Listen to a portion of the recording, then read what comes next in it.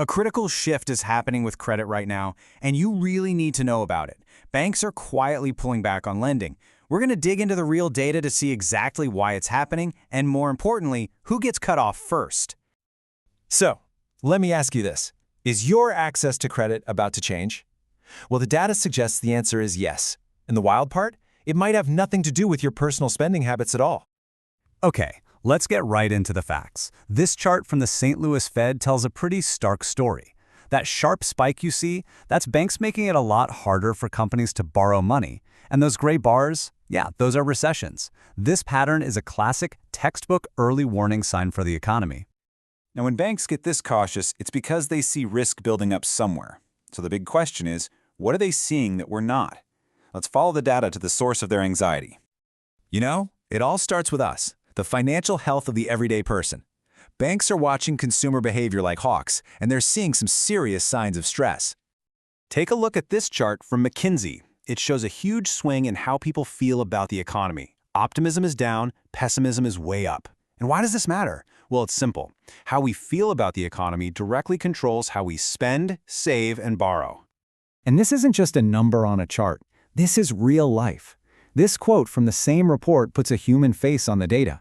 People are feeling that pinch from rising costs, and they're making some really tough calls, dipping into savings, even selling their stuff just to make ends meet.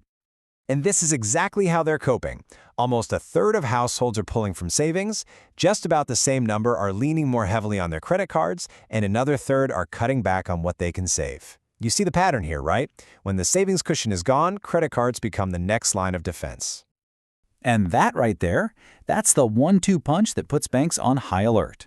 This exact sequence, savings going down while credit card debt goes up, is one of the most reliable predictors that people are about to start missing payments. And that leads us directly to the next phase.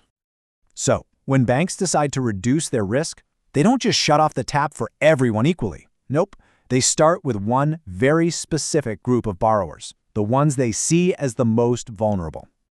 We're talking about near-prime borrowers. So who are these folks? Think of people with decent but not perfect credit scores. They're not in the subprime category, but in the eyes of a lender, they're the first ones who might struggle if the economy takes a downturn. And check this out from TransUnion.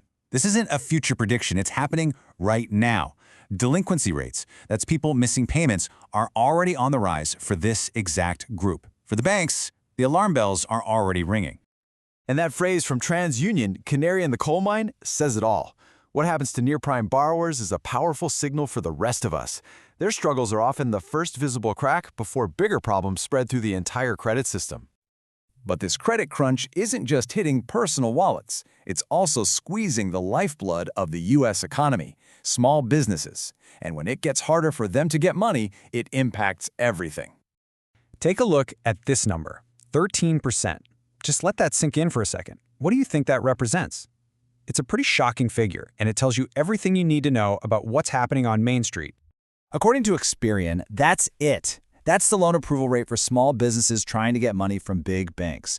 Think about that. For every 100 small businesses that apply, 87 are getting denied. Now here's the really interesting part. It's not because these businesses are failing. This index shows that overall, small business health is actually pretty stable. The demand is there. The problem isn't the business, it's getting access to the cash. See, what we're seeing is this huge shift. On one side, you have the big banks slamming on the brakes, cutting their risk with those crazy low approval rates. But businesses still need to operate, so they're getting creative, turning more and more to alternative lenders. Think fintech companies and other non-bank options that are stepping in to fill that void. Okay, we've looked at the high-level data. We've seen the stress on consumers and the squeeze on small businesses. So now, let's bring this right down to your kitchen table. What are the concrete, real-world signals that you should be watching for? It boils down to three things. First, your mail. Are those pre-approved credit offers starting to dry up? Are your existing credit limits being quietly lowered? That's signal number one.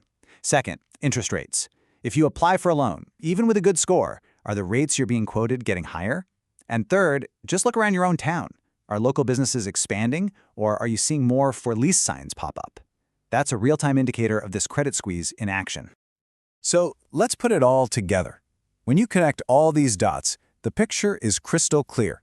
The financial institutions, the ones who manage money for a living, are looking at the road ahead. They see trouble, and they are proactively reducing their risk.